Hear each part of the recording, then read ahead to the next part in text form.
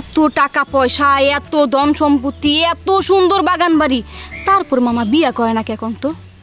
এগুলো থাকলে কি বিয়ে করতে হবে? তো হইব না কেন? যাদের এগুলো নাই তারা বিয়ে করবে না? মানুষে টাকার অভাবে বিয়া করতে পারে না, আর ওনার তো অনেক বয়স হয়ে গেছে, উনি কি বিয়ে করবো না?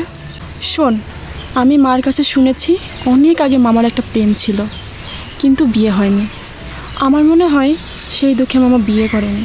আমি এরমই ভাবতেছিলাম, তেমনই তো হয়। চাবিটা দিন তো। স্যার চলে আসলেন যে?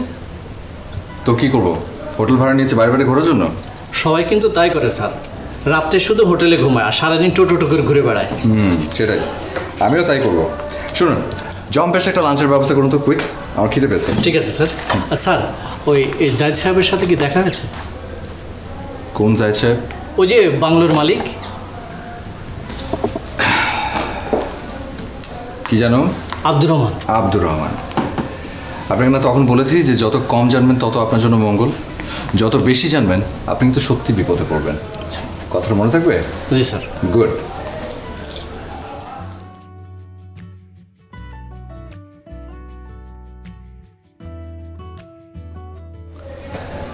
জাহিদ সাহেবের বাংলোতে মনে হয় ডাকাতি করতে আসছে, এই হোটেলে বসে পরিকল্পনা করছে।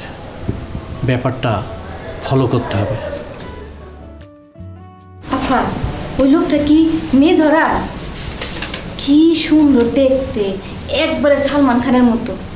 বডিটা কি অনেক সুন্দর লাগে দেখতে। তোর বুঝি খুব পছন্দ? তাহলে যা না, এখানে বসে আছিস কেন?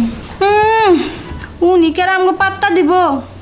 ওয়াফা, লোকটা যেমন দেখলাম হে তো আবার রুমের মধ্যে ঢুকে পড়বো না, আইতেও পারে। আচ্ছা আপা, আপনি রুম ডরাই গেলেন কে? ওকে আমি চিনি, ও অনেকদিন ধরে আমার পেছন পেছন ঘুরছে। ও আল্লাহ, আগে কইবেন না, লোকটা দেখতেছি কি সুন্দর, একবারে সালমান খানের মতো। তোকে বলেছি না আজে বাজে কথা বলবি না। ও আল্লাহ, আজে বাজে কথা কইলাম? লোকটা দেখতে কি সুন্দর, হে রে যদি আপনি বিয়া করেন বিরাট সুখী হইবেন। বেশি বুঝিস তাই না? এরকম একটা রোমান্টিক জায়গা আমি কি ভাবছি জানো? ভাবছি জাহিদের এখানে থেকে যাই, কি বলো? থেকে যাও সারা জীবন। তোমার যে কথা না, আসলে তুমি কি বলবো, এতদিন ধরে আমার ভাইটা এই বাংলোটা বানিয়ে রেখেছে, এত বলার পরও তুমি আসোনি, এখন এসে তো আবার যেতেই চাচ্ছ না। আরে এতদিন তো বুঝতেই পারিনি যে তোমার ভাই এরকম একটা স্বর্গদান করে রেখেছে। আগে ছিলাম বোকা, এখন হয়েছি বুদ্ধিমান। ওখানে দাঁড়িয়ে দাঁড়িয়ে কি ভাবছিস একা একা? এই, তোর কিছু হয়েছে?